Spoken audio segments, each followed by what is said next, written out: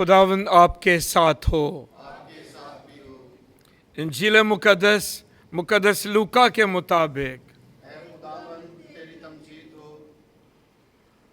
लूका 24वां बाब 13वीं आयत से 35वीं आयत तक।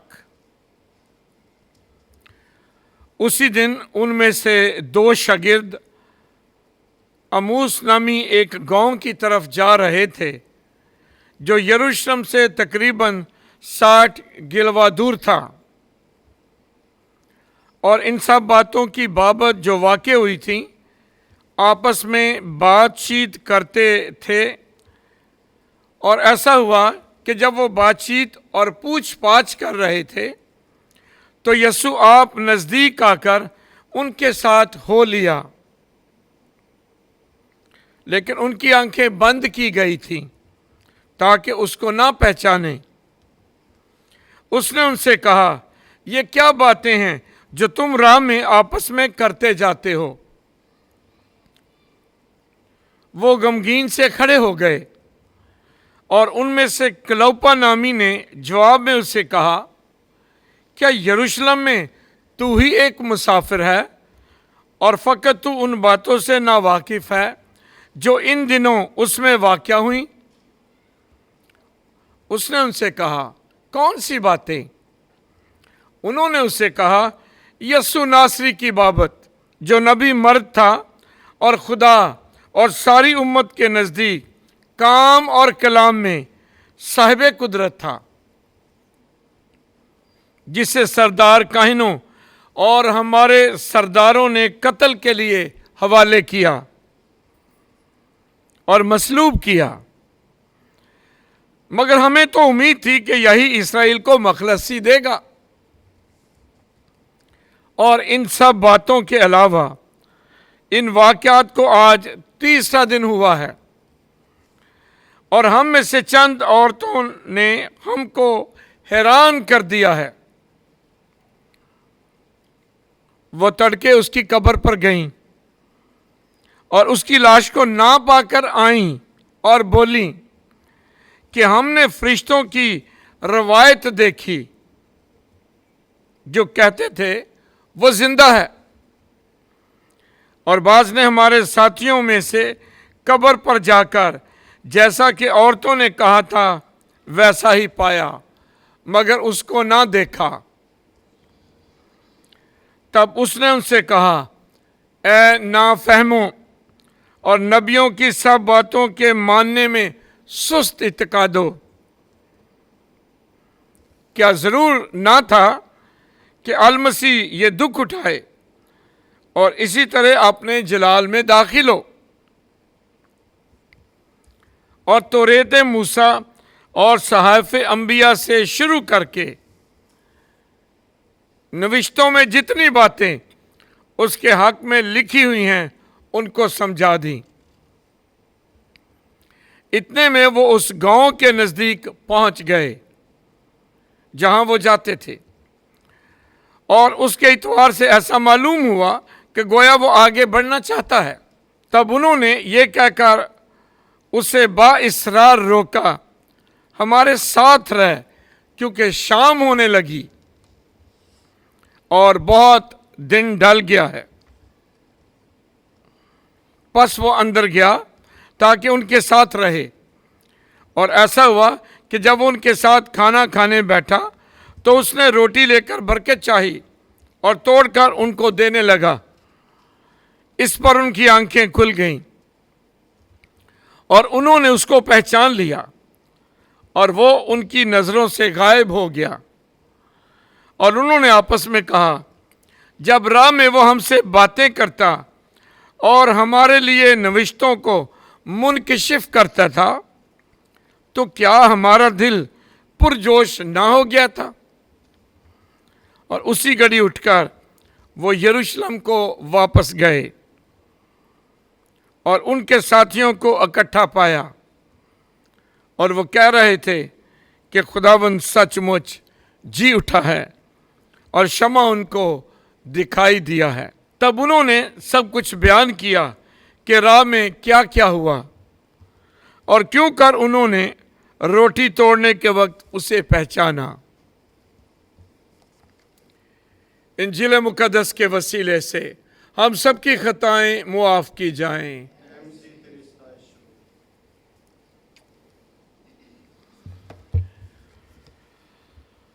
मसीह में अजीज भाई और बहनों, आप सबको ईद पाशका मुबारक हो। हम हर इतवार को ईद पाशका मुबारक कहते हैं क्योंकि ईद पाशका एक दिन का नाम नहीं है। ईद पाशका वो पूरा सीज़न है, पूरा मौसम है, जब खुदावंद यीशु मसीह मर गया और मुर्दों में से जी उठा और फिर 40 दिन तक मुख्तलिफ जगहों, मुख्तलिफ लोगों और मुख्तलिफ वक्तों में ज़ाहिर होता रहा। और एक ही चीज़, यीशु का ज़हूर एक ही चीज़ साबित करता है, और वो ये कि जो मर गया था अब मुर्दों में से जी उठा है। आज 2 शागिर्दों का एक ज़बरदस्त वाक़या है। ये शागिर्द पिछला पूरा हफ्ता यरूशलेम में है, क्योंकि सारे यहूदी ईद फसा मनाने के लिए यरूशलेम जाते थे। ये भी गए, वहाँ मौजूद थे। इस साल की ईद फसा यहूदियों के लिए बहुत अहम हो गई जब उन्होंने यीशु को देखा कि ये शख्स बहुत मौजज़े करता है, अंधों को आंखें देता है, लंगड़ों को चलते फिरते करता है। और जब उसने लाजर को जो मर गया दफन कर दिया गया, 4 दिन हो गए जब उसको जिंदा किया, तो लोगों के अंदर जो सदियों से एक आस और एक उम्मीद थी कि एक दिन मसीहा आएगा और वो हमें हमेशा के लिए एक आज़ाद कौम बनाएगा। हम जानते हैं कि इसराइल मुख्तलिफ वक्तों में मुख्तलिफ बादशाहों की ग़ुलाम रही है, जैसे कि मिस्र। अभी जब यीशु आया तो ये रूमियों के ग़ुलाम थे। और पाक कलाम में बहुत जगह ये पेशन गोई की गई थी। नबियों ने वक्त ब वक्त और तरह बतरे ये पेशन गोइयाँ की कि एक दिन एक मसीहा आएगा जो तुम्हें हमेशा के लिए आज़ाद कर देगा। ये जो बार बार गुलामी में जाना पड़ता है, ये नहीं जाना पड़ेगा। जब ये सारे निशानात यीशु ने दिखाए तो लोगों ने कहा, एक उम्मीद बांध ली यीशु से कि ये वो शख्स है, ये वो मसीहा है जो हमें आज़ाद करेगा। इसलिए पूरा हफ्ता यरूशलेम में ईद फसा के मौका पर लोगों के अंदर एक हलचल थी, एक उम्मीद थी कि अब कुछ होगा, जिसका सबूत खजूरों का इतवार है कि लोग बड़ी इज्जत के साथ, नारों के साथ यीशु को यरूशलेम में वेलकम कहते हैं, खुशामदीद कहते हैं, इस्तकबाल करते हैं और फिर इंतज़ार करते हैं कि शायद ईद फसा का दिन हो जब यीशु ऐलान कर देगा मैं ही मसीहा हूँ और वो हमें सब गुलामी से रहाई देगा। ये सारा हफ्ता इंतज़ार होता रहा, कुछ भी ना हुआ। आखिरकार फकीयों और फरीसियों ने रूमियों के साथ मिलकर यीशु को मसलूब कर दिया और यीशु मर गया, सलीब पर मर गया, अपनी जान दे दी। मैं मुख्तसर बता रहा हूं, पूरे वाकया को पकड़ा, मसलूब किया और यीशु मर गया। अब आप, मैं अपनी रूह तेरे हाथों में सौंपता हूं। और ये कहकर उसने जान दे दी, मर गया। और जब यीशु मर गया तो ये सारे लोग मायूस हो गए। किस बात से मायूस है? क्योंकि उनका ख्वाब, उनकी ड्रीम, उनकी तवक्कुआत कोई भी पूरी ना हुई। तवक्को क्या थी, उम्मीद क्या थी कि यही बंदा मसीहा है। अब वो तो नहीं सोचते थे कि मसीहा अब सलीब पर मर जाएगा। वो किसी भी मरने वाले मसीहा की उम्मीद में नहीं थे। वो तो उम्मीद में थे जो ताकतवर मसीहा होगा, ताकतवर। उनके नजदीक कमजोर बंदा तो रोमियों से नहीं छुड़ा सकता था, पावरफुल। और ये बंदा बेबसी के आलम में सलीब पर मर गया, कुछ भी ना किया। चैलेंज भी होता रहा, अगर तू खुदा का बेटा है तो सलीब से नीचे उतरा, कुछ भी ना किया। इसलिए जब यीशु मर गया तो सारे मायूस होके आहिस्ता आहिस्ता अपने घरों को जाने लगे। लेकिन ये खूबसूरत बात है, लगता है कि ये सारे शागिर्द यीशु के मरने के बाद एकदम घर को नहीं चले गए, ये कहीं यरूशलेम में रहे हैं, चुपचाप गए लेकिन रहे हैं। ये आज जो लूका 24वें बाब का हवाला हमने सुना है, ये दो शागिर्द ईस्टर वाले दिन, लिखा तीसरे दिन, ठीक है ना, ये ईस्टर वाले दिन अपने घर को लौट रहे हैं और इनके पास दो कहानियां हैं, दो वाकया हैं जिन पर बातचीत चल रही है। पहला वही कि हमें क्या उम्मीद थी और कोई भी उम्मीद पूरी नहीं हुई। हमारा ख्याल था, आपस में बातचीत करते जा रहे हैं, हमारा ख्याल था कि वो हमें आज़ादी देगा, लो बस खत्म, किस्सा खत्म, मर गया। और अचानक यीशु उनके साथ आके मिल जाता है। ये मशरकी लोग हैं, जब भी कोई सफ़र कर रहा हो तो या तो वो खुद मिला लेते हैं, जो बंदा अकेला सफ़र कर रहा है, या तो वो खुद ग्रुप में मिल जाता है, काफिले में मिल जाता है, या काफिला उसे मिलने की दावत देता है। अब यीशु ने क्या किया, उसे दावत नहीं दी गई है, वो खुद काफिले में आ गया। ये दो जो सफ़र कर रहे थे इनके साथ खुद ही आ मिला और आते बातचीत नहीं की, पहले उनकी सुनी है और फिर पूछा ये क्या बात है जो तुम कर रहे हो, मैनू कुछ समझ नहीं लगी। तो उन्होंने हैरान होकर लिखा है, वो ठहर गए, चलते चलते ठहर गए और हैरान हुए और क्या कहा, तू कल्ला ही एक मुसाफिर है जिन्हों पता ही कुछ नहीं। मतलब ये कि यीशु दा वाकया इन्ना मशहूर हो गया, इन्ना पॉपुलर हो गया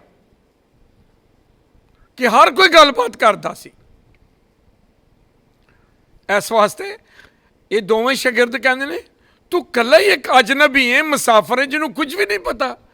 सारिਆਂ ਨੂੰ पता है उस यीशु की बाबत जिहदे ते सारिਆਂ ਨੂੰ उम्मीद सी कि वही मसीहा है, वो मर गया, उम्मीदां खत्म कर गया, साडियां तवक्कुआं ते पूरा नहीं उतरिया। लेकिन ये एक हिस्सा सी उन्हां दी गुफ्तगू दा। दूजा हिस्सा भी कहन लगे, यीशु नूं सुनाण डए ने, यीशु नूं कहण डए ने कि वो मसीहा साडियां तवक्कुआं नहीं पूरीआं कीतियां। पर दूजा हिस्सा भी सुनाया यीशु नूं, कहन लगे पर अज कुछ औरतां ने एक खबर दी है और वो खबर की है कि कब्र खाली है,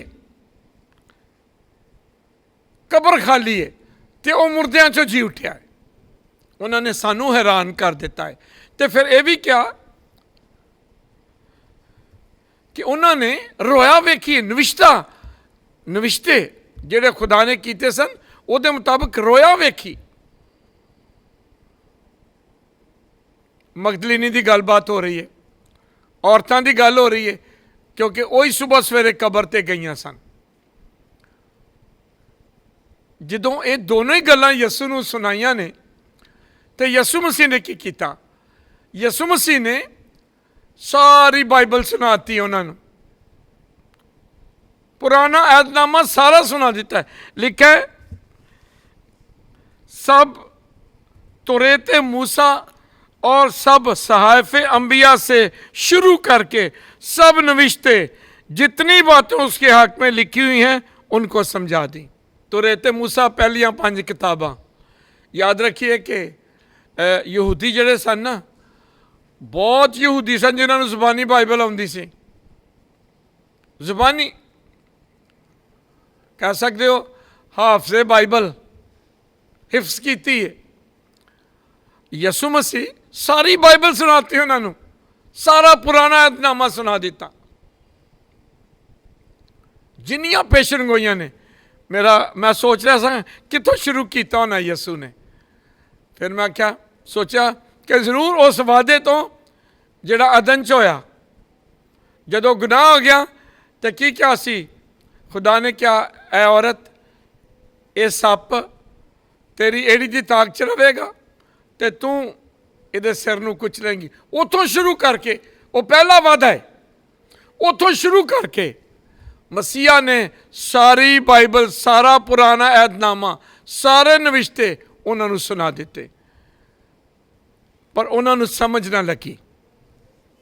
ਲਿਖਿਆ ਹੈ ਉਹਨਾਂ ਦੇ ਜ਼ਿਹਨ ਬੰਦ ਕੀਤੇ ਗਏ ਸਨ। ਵੇਖੋ, ਜਦੋਂ ਇਨਸਾਨ ਦੀ ਨਾ ਤਵੱਕੁਆਤ ਦੇ ਮੁਤਾਬਕ ਚੀਜ਼ਾਂ ਨਹੀਂ ਨਾ ਹੁੰਦੀਆਂ, ਉਹ ਫਿਰ ਕੀ ਕਰਦਾ ਹੈ? ਉਹ ਰਾਹਾਂ, ਉਹ ਗੱਲਾਂ, ਉਹ ਰਸਤੇ, ਉਹ ਸੋਚਾਂ ਸੋਚਦਾ ਹੀ ਨਹੀਂ ਹੈ ਜਿਹੜੀਆਂ ਉਹਦੀ ਉਮੀਦ ਤੇ ਦੂਰ ਦੂਰ ਵੀ ਨਹੀਂ ਹੈ। ਆਖਰਕਾਰ ਪਿੰਡ ਨਜ਼ਦੀਕ ਆ ਗਿਆ, ਅਮਵਾਸ, ਤੇ ਲਿਖਿਆ ਹੈ ਕਿ ਉਹਨਾਂ ਦੀ ਮੰਜ਼ਿਲ ਉੱਥੇ ਪਹੁੰਚ ਗਿਆ, ਉਹਨਾਂ ਦੀ ਮੰਜ਼ਿਲ ਆ ਗਈ। ਉਹ ਆਪਣੇ ਘਰ ਨੂੰ ਫਿਤਰਤੀ ਤੌਰ ਤੇ ਆਪਣੇ ਘਰ ਚੱਲੇ ਨੇ, ਔਰ ਉਹ ਤੀਸਰਾ ਮੁਸਾਫਰ ਇੰਜ ਲੱਗਾ ਕਿ ਜਿਵੇਂ ਸਾਡਾ ਘਰ ਹੈ ਗਿਆ ਤੇ ਉਹ ਅਗਾਂਹ ਚੱਲਿਆ ਹੈ। ਮਸ਼ਰਕੀ ਲੋਕ ਨੇ, ਉਹਨਾਂ ਨੇ ਦਾਵਤ ਦੇ ਦਿੱਤੀ, ਸ਼ਾਮ ਹੋਣ ਡਈ ਹੈ, ਰਾਤ ਹੋ ਰਹੀ ਹੈ, ਆ ਜਾ, ਰਹਿ ਜਾ ਰਾਤ। ਇਨਵਾਈਟ ਕੀਤਾ, ਦਾਵਤ ਦਿੱਤੀ ਹੈ। ਹਾਂਜੀ, ਜ਼ਬਰਦਸਤੀ ਨਹੀਂ ਉਹਨਾਂ ਦੇ ਘਰ ਚਲਾ ਗਿਆ ਯਿਸੂ, नहीं, दावत देती है, आ हमारे साथ रह, शाम होने को है, मेहमानों आजी है। तो यस्सू ने इनकार नहीं किया, यस्सू आ गया तो उन्होंने दे नाल खाना खान बैठा। मशरकी रवायत फिर कि कोई भी साढ़े घर चाहे असी उन्होंने खाना ऑफर करने, अपनी सब तो अच्छी मेहमान नवाजी पेश करने।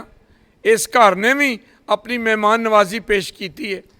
तो लिखा जदों रोटी खान लगे, मेज़ ते बैठे, रोटी तोड़ी, दुआ की, शुक्रगुजारी की, तो शागिर्दां ने, इन्हां दोनों ने पहचान लिया। यस्सू उन्हां दी अखां तो गायब हो गया।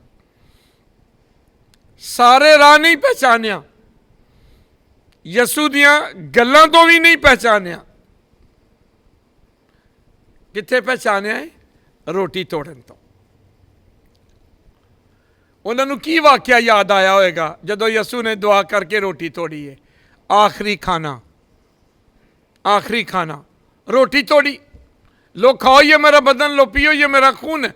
आखिरी खाना याद आ गया कि यस्सू ने इंजी उदों भी रोटी तोड़ी सी, उदों भी दुआ की सी, उदों भी शुक्रगुजारी की सी।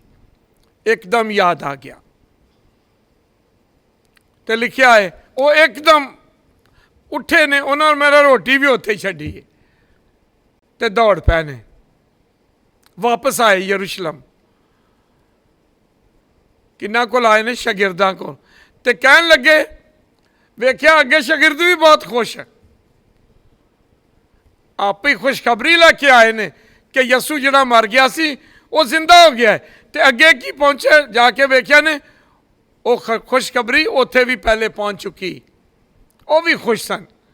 तो उन्होंने जाके दसिया, सारा वाकया दसिया। तो उन्होंने की किया? उन्होंने भी अपना वाकया दसिया कि पतरस नाल मुलाकात हुई है, यस्सू मसीह दर हकीकत मुर्दों में से जी उठा है, सचमुच जी उठा है। मसीह विच मेरे सीसो दो तीन गल्लां ने जिहड़ियां यस्सू मसीह दे जी उठन दे बाद इस ज़हूर दे वाकया शामिल ने। नंबर 1 कि यस्सू कलाम दे जोर दे रहा, सुना रहा है ते समझा रहा है, सुना रहा है ते समझा रहा है। सुनने से ईमान पैदा होता है और ईमान खुदा के, और सुनना खुदा के कलाम से। कलाम, खुदा दा कलाम एक मसीही दी जिंदगी च बहुत अहमियत रखता है, क्योंकि ਉਹਦੇ ਵਿੱਚ खुदा दा मुकाशवा, खुदा दा ज़हूर, खुदा कौन है, खुदा किस तरह है, एक कायनात की है, सब कुछ असी सिर्फ ते सिर्फ खुदा दे कलाम च पढ़ने ते सुनने। दुनिया नू समझना, कायनात नू समझना सिर्फ कलाम है। ये ओ किताब है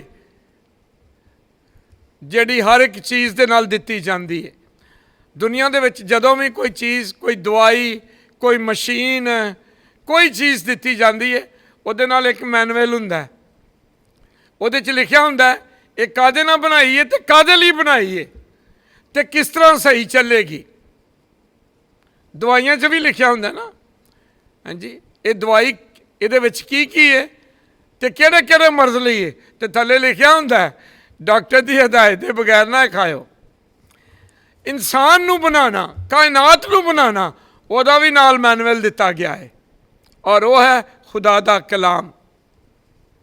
कायनात नू समझना, इंसान नू समझना, गुनाह नू समझना, निजात नू समझना, खुदा दी रहमत नू समझना, ये सिर्फ मुमकिन है जदों असी उहदे कलाम नू पढ़ने सुनने ते समझने। इस वास्ते कैथलिक कलीसिया की इबादत के दो वड्डे हिस्से ने। पहला हिस्सा इबादत कलाम, जिहड़े हिस्से च असीं हुण शामिल हाँ। तलावतां हुंदियां ने, तलावतां दे बाद काहिन या पास्टर वजाहत करदा है, वजाहत करदा है ना, क्योंकि हर एक दे वस दी गल नहीं है समझना। याद होएगा रसूलों के माल दे विच लिखा है कि एक हबशी अपने ऊंट ते सफ़र कर रहा सी, ते चलदा चलदा एक शागिर्द ने उन्होंने वेख्या ते क्या वो पढ़न दिया सी इशाया नूं। उन्हें कहा तू जो पढ़न दिया है इनू समझना है। वो कहता नहीं, क्योंकि मेरी बैकग्राउंड है नहीं, मैनू नहीं समझ आती, मैं पढ़न दिया वां लेकिन समझ नहीं है। तो लिखा है उस शागिर्द ने उहदे वास्ते वजाहत की, समझाया, तफसीर दी, तो फिर वह हबशी अपने ऊंट तो उतरिया तो क्या हुण मैनू बपतिस्मा लैन तो कौन रोकेगा, ईमान लियाउण तो कौन रोकेगा। मसीह विच मेरे अजीजो, अगर कलाम ईमान पैदा करता है तो फिर कलाम की वजाहत चाहिए है।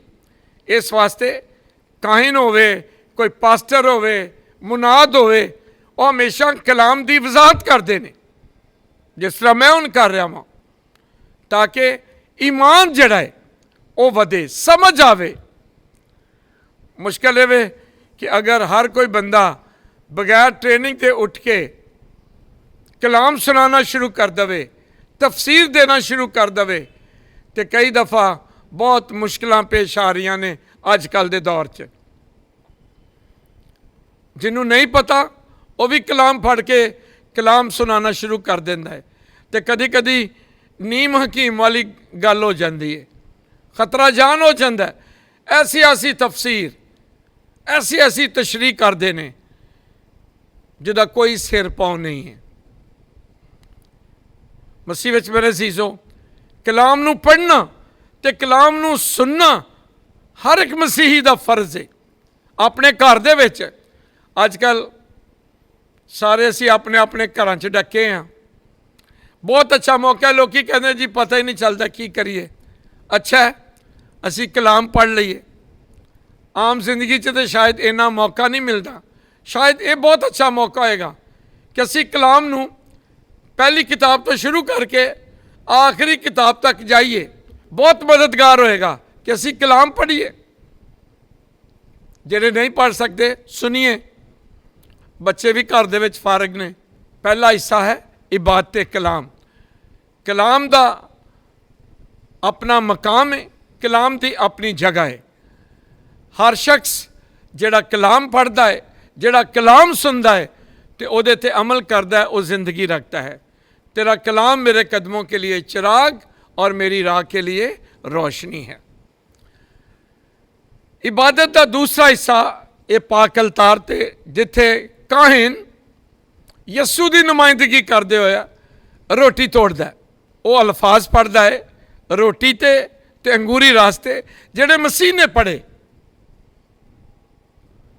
ते लोगों के वास्ते यस्सू का पाक बदन ते खून मुहैया करता है। लो खाओ ये मेरा बदन, लो पियो ये मेरा खून है। ये ना अज ना बड़ी कमाल की गल है वे पाक अंजील दे विच कि सारे राह यस्सू बाइबल समझाता आया, नहीं समझ लगी, नहीं पहचानिया। कदों पहचानिया है? रोटी तोड़ते वक्त। ये पाक शराकत, ये पाक यूकरिस्त जिहड़ी कैथलिक कलीसिया हर इतवार नूं ते हर रोज़ भी जदों मौका मिले पाक मास की कुर्बानी चढ़ाती है ताकि इहदे विच खुदा दा कलाम भी सुनाया जाए ते रोटी तोड़न दी इबादत जिहड़ी है पाक यूकरिस्त जिहड़ी है वो भी मुहैया की जाए। अज असी खुदावंद दे कोल दुआ करने आ, खुदा जल्द इस करोना वायरस नूं दूर करे। बहुत सारे लोग ने पाक शराकत लाना चाहते हैं, अपने घरां दे विच ऑनलाइन दुआ ते सुन लेंदे ने, पाक मास च शामिल भी हो जाते हैं, पर पाक शराकत नहीं लै सकते। चलो पहला हिस्सा है खुदा दा कलाम सुन लेंदे ने, ये भी बहुत है, ये भी बहुत है। ये वास्ते भी खुदा का शुक्र अदा करना चाहिए। असी बहुत बारी टैक्नोलॉजी नूं बहुत बुरा कहने आ, लेकिन अज असी इहदी कदर नूं महसूस किया है कि इस बंद माहौल च, बंद दुनिया च अगर कोई चीज़ सानू कोई खबर दे रही है या खुदा का कलाम घरां तक पहुँचाया जा रहा है, ये टैक्नोलॉजी है। बेशक उहदे अपने नुकसानात ने, पर खुदा का शुक्र अदा भी करना चाहिए इन्हां सारियां सहूलतां लई, इन्हां सारियां बरकतां दे वास्ते। अज बहुत सारे मसीही महसूस करते हैं कि असी पाक शराकत नहीं लै रहे। ये सच्ची गल है और उन्हां दा महसूस करना सच्चाई है, सच्चाई है, क्योंकि यस्सू दा पाक बदन ते यस्सू दा पाक लहू, पाक शराकत साडे वास्ते अबदी जिंदगी है। मसीह विच मेरे अजीजो, दूसरी गल मैं ये कहना चाहना कि यस्सू मसीह सफ़र च मिलता है इन्हां दोनों शागिर्दां नूं। असी भी जिंदगी का सफ़र कर रहे हैं, यस्सू साडी जिंदगी च भी साडे नाल है।